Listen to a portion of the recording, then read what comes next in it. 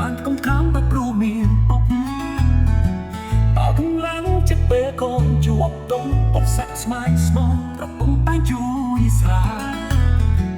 សត្រូវពីមុខពុំយកខ្លួនទាំង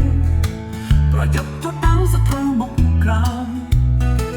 ហើយកូនរឹងមាំពុកមិនបណ្ដោយជួយកូនដល់ត្រាយទៅពុកស្បាយចិត្តពុកជារំដងពេលរៀងបញ្ហាពុកជាប្រឹក្សាដល់ស្រាយវិបត្តិពុកជាគ្រូពេទ្យទីពេលកូនជឿកាន់ពីពុកក្រុមម៉ាក់ដាច់ជាប់ទ្រូងកូន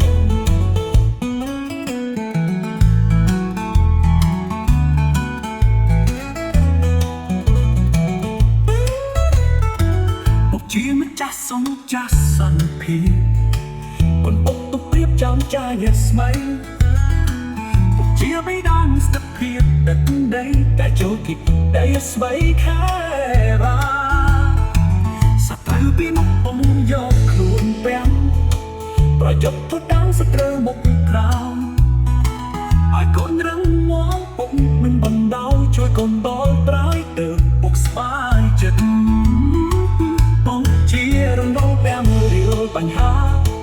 ពុកជាប្រឹក្សាដល់ស្រាយវិបត្តិពុកជាគ្រូពេទ្យទីពេលកូនជឿកាន់ពីពុកក្រុមម៉ាក់ដាច់ជាប់ទ្រូងកូន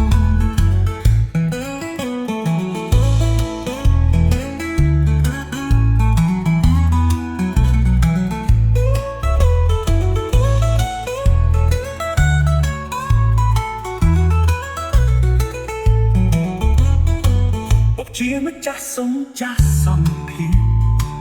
កូនពុកទុកព្រៀបចាំចាយស្មៃពុកជាបិតាស្ទភាពដឹកដីតែចូលគិតដីស្មៃខែរាសត្រូវពីមុខពុំយកខ្លួនពាំងប្រយុទ្ធទៅតាំងសត្រូវមុខក្រោយហើយកូនរងមាំពុកមិនបណ្ដោយជួយកូនដល់ត្រាយទៅពុកស្បាយចិត្តជារំដងពេលរៀលបញ្ហាពុកជាប្រឹក្សាដល់ស្រាយវិបត្តិ